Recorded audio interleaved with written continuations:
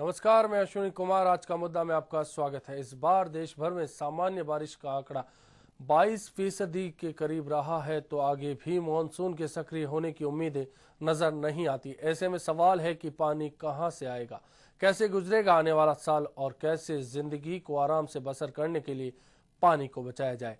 ऐसे में और भी कई सवाल हैं जिन पर आज हम चर्चा करेंगे और हमारे साथ होंगे न्यूज हेड प्रताप राव। तो चलिए शुरू करते हैं आज की पेशकश को।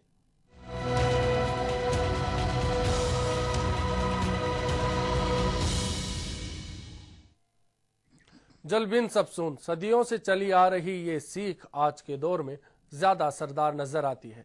दरअसल संसाधनों के साथ ही पानी का दोहन बढ़ने लगा तो पानी बर्बाद होने लगा। इस बीच जब मानसून रूठा तो पानी की कीमत समझ आई। आखिर सवाल भी बूंद बूंद को बचाने का है। आखिर पानी तो बचाएं कैसे, आइए देखते हैं।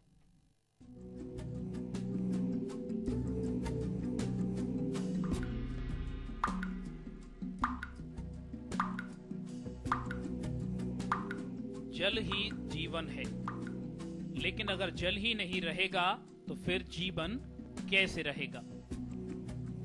ये एक गंभीर सवाल है। आज जिस तरह से लगातार जल का दोहन हो रहा है, उससे जल के अस्तित्व पर सवाल खड़े हो गए हैं।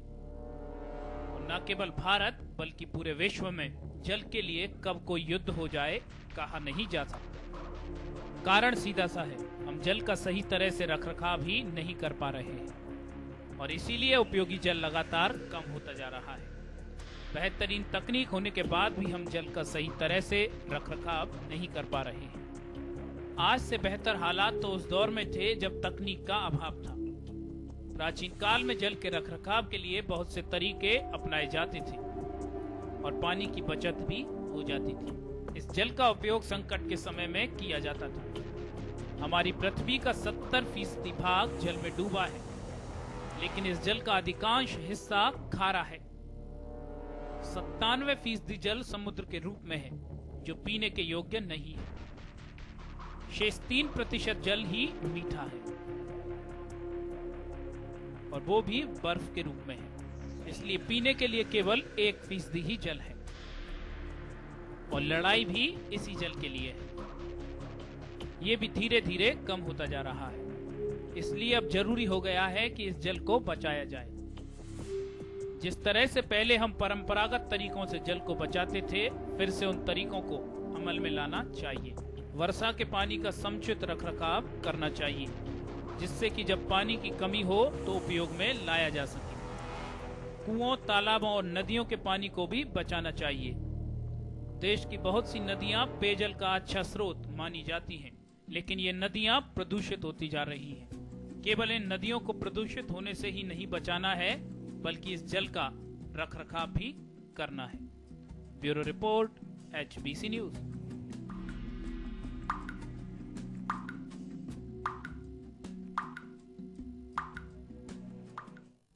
पानी की कीमत क्या है, इसे जानने के लिए हम बाड़मेर के हालात पर गौर कर सकते हैं, जहां एक एक बूंद के लिए संघर्ष उस वक्त नजर आता है जब रोजाना 10,000 के मुकाबले महज 6,000 किलोलीटर पानी नसीब होता है।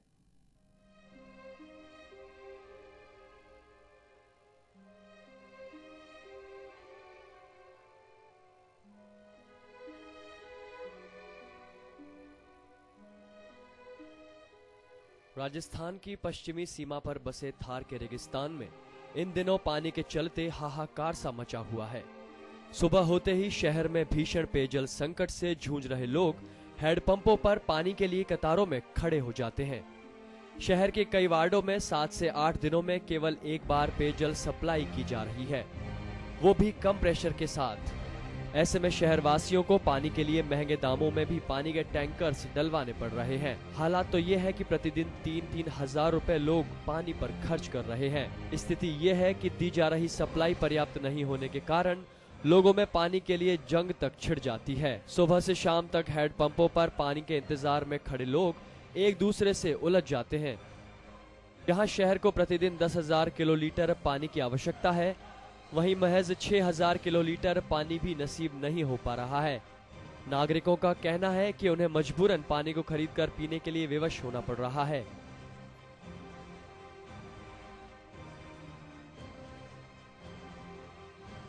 इधर जलदाय विभाग के अधिकारियों का कहना है कि शहर में विद्युत आपूर्ति की वजह से जलापूर्ति लड़खड़ाई हुई है। शहर के कुछ वार्डों में पानी को लेकर भीषण संकट है, लेकिन व्यवस्थाएं सुचारू करके टैंकरों के माध्यम से भी पेयजल सप्लाई शुरू करवाई गई है।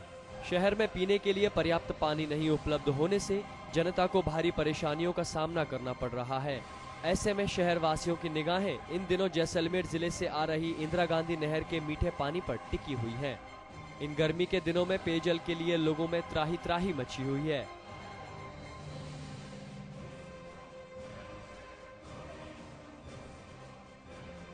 सप्ताह भर में जलदाय विभाग की ओर से दी जा रही एक बारगी पानी की सप्लाई नागरिकों के लिए पर्याप्त नहीं है। एचबीसी न्यूज के लिए बाड़मेर से कन्हैयालाल डलोरा की रिपोर्ट।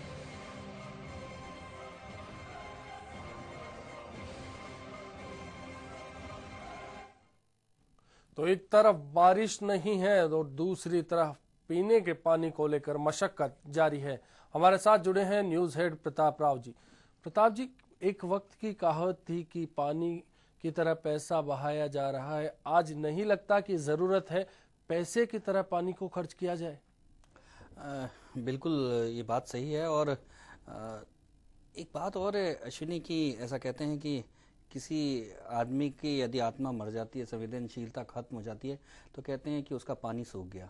जी बिल्कुल। तो कुल मिलाकर ऐसा लगता है कि हमारी इस पृथ्वी का, हमारे इस देश का, हमारे इस गांव का, हमारे इस शहर का पानी ही सूखता जा रहा है।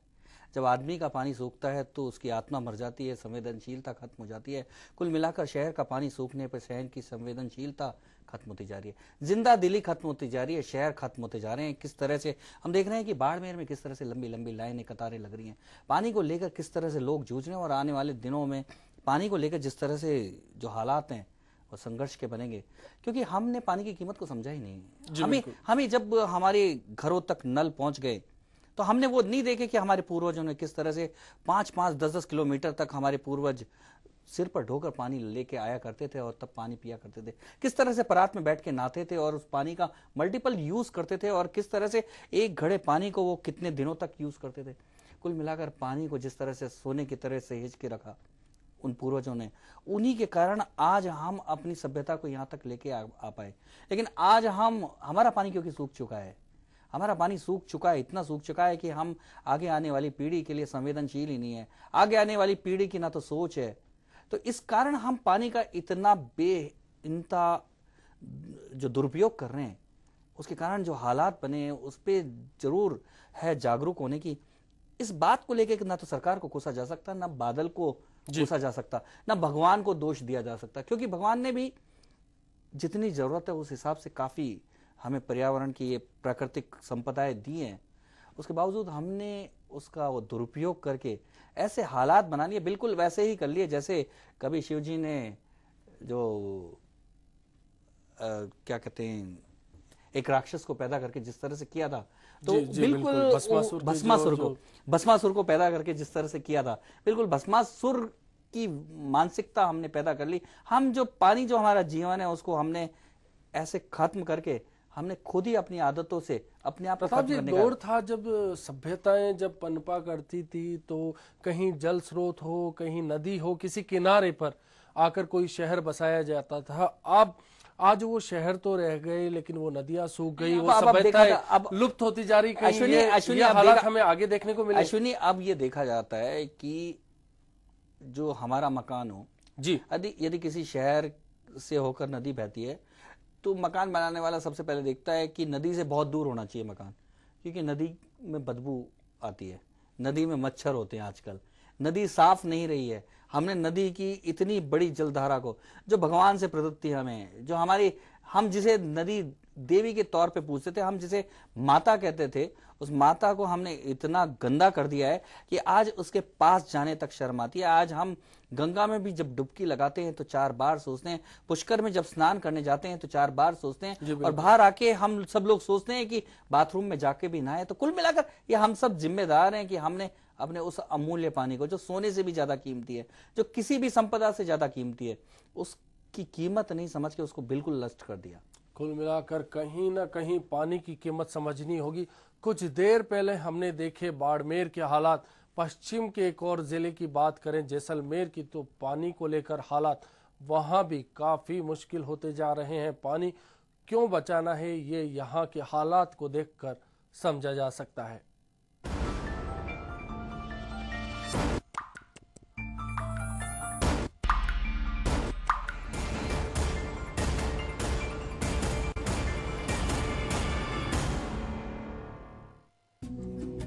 सावन का महीना आधा निकल जाने के बाद भी बारिश नहीं हुई है, जिसके चलते इन दिनों जैसलमेर जिला मुख्यालय पर पीने के पानी के हालात बहुत बुरे हैं। सूरज की तेज तपिश के साथ शहर में पेयजल के लिए हाहाकार मचना आरंभ हो गया है।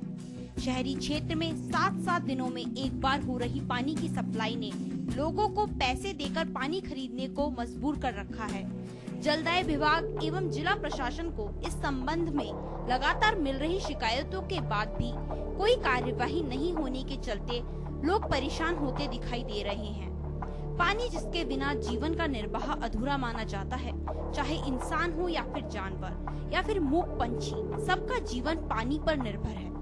लेकिन इन दिनों जैसलमेर में हालात बड़े विकट नजर आ रहे हैं। जिले भर में पेयजल समस्या से जूझ रहे लोग मजबूर हो रहे हैं प्यासे मरने के लिए, क्योंकि सरकार के पास उनके लिए सिवाय आश्वासनों के कुछ भी नहीं है।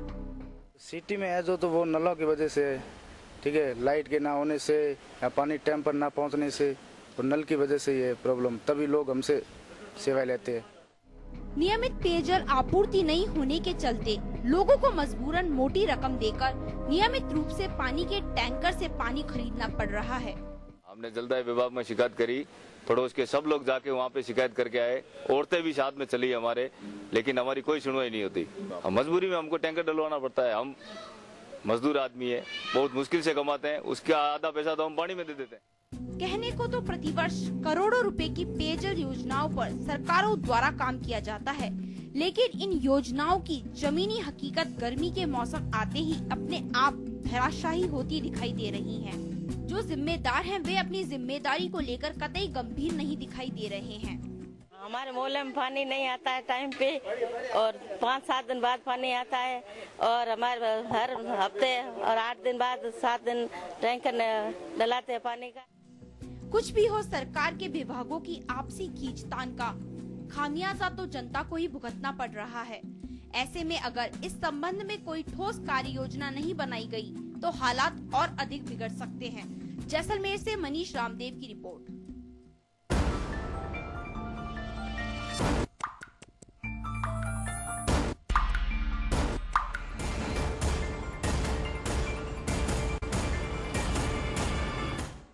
तो बाड़मेर के बाद ये तस्वीर थी जैसलमेर की। समझा जा सकता है कितना कीमती है जल, कितना कीमती है पानी, क्योंकि जल बिन सून। प्रताप जी क्या कहेंगे, जो हालात नजर आए, उम्मीद बाड़मेर को उम्मीद थी कि जैसलमेर से पानी मिलेगा, लेकिन जैसलमेर की अगर तस्वीर देखें तो वहाँ हालात ज्यादा अच्छे नहीं है।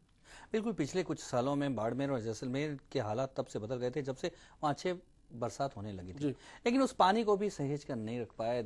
सदियों की जो अकाल को सहा जैसलमेर और बाड़मेर ने, तब कभी पानी की दिक्कत नहीं हुई, तब उनके टाके भरे हुए रहते थे, तब पानी का बहुत ही सोने की तरह सहेज कर उपयोग करते थे। जैसलमेर का इलाका, जैसलमेर का, इसलिए जैसलमेर को नकलिस्तान कहते थे। वहाँ पानी की, वहाँ के तालाब में कभी पानी की कमी नहीं होती थी। मीठा पानी इतना पूरे जैसलमेर के लोगों को के लिए पर्याप्त रहता था। लेकिन वो पानी का जिस तरह से दुरुपयोग बढ़ गया है अश्विनी, उसके बाद तो उसका जो तालाब छोटा पड़ने लगा है, वहां नहर का पानी भी कम पड़ने लगा है। कुल मिलाकर जैसलमेर के लोगों का जो पानी की डिमांड इतनी ज्यादा बढ़ गई है कि उनको इतनी बड़ी सप्लाई के बावजूद कम लगने लगा है। कुल मिलाकर हमारी आदतें यहाँ बदल गई हैं।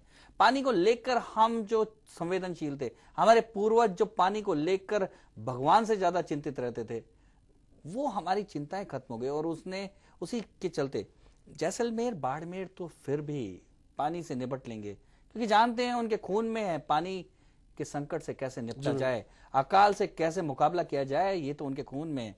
लेकिन क्या होगा जब जयपुर के लोगों को पानी 7 दिन में मिलेगा? क्या होगा जब बाकी राजस्थान के इलाकों, जयपुर की तस्वीर का भी हम रुख करेंगे और